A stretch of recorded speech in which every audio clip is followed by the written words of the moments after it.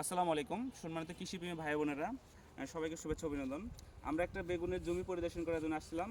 এই বেগুনের জমিতে আমরা আমাদের একটা এই মিরাকেল গ্রোথ দেওয়ার জন্য আসছি। আলহামদুলিল্লাহ আমাদের এই আঙ্কেল দেখো, এই যে আঙ্কেল, এই পুরাটাই জমি, কিন্তু আমরা পুরা জমি না নিয়ে আমরা এই যে 10 শতাংশ জমি, এই 10 শতাংশ জমিতে 1 কেজি মিরাকেল গ্রোথ আর 1 কেজি মাল্টিজিম ওনাকে দিয়ে যাচ্ছি। আলহামদুলিল্লাহ আমরা 10 থেকে 15 দিন, মনে হয় ঈদের আগে আসা হবে না, ঈদের পরে আমরা আসবো, এসে দেখবো এই জমিটার অবস্থা কেমন হয়।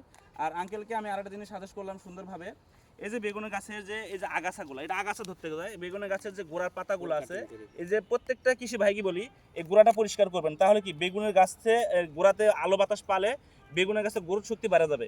তো এই কাজটা আমরা করব যারা বেগুন চাষ করি, কারণ বেগুনটা হলো একটা সেনসিটিভ বিষয়, অনেক যত্ন করতে হয়, অনেক আদর করে যত্ন করে করতে হয়। আর বেগুনে অতিরিক্ত পোকা চলে আসে, আমরা যদি গোড়াটা পরিষ্কার করে দিই তাহলে বেগুনে কি আগাছাও আসবে না, পোকাটা আসার সম্ভাবনা কম আছে। তো আমরা যদি এই কাজটা করি তাহলে দেখা যায় অধিকাংশ আমাদের ফলনটা বেড়ে যাবে, ফলন বেড়ে যাবে। আর এটা কিন্তু গাছের সার খায়, এটা যদি না খায় তাহলে গাছগুলো আমাদের কি হবে, লম্বায় বড় হয়ে যাবে, তখন ফুল ফলটা বেশি হবে। তো আমরা এই কাজগুলো করব। ধন্যবাদ সবাইকে, আসসালামু আলাইকুম।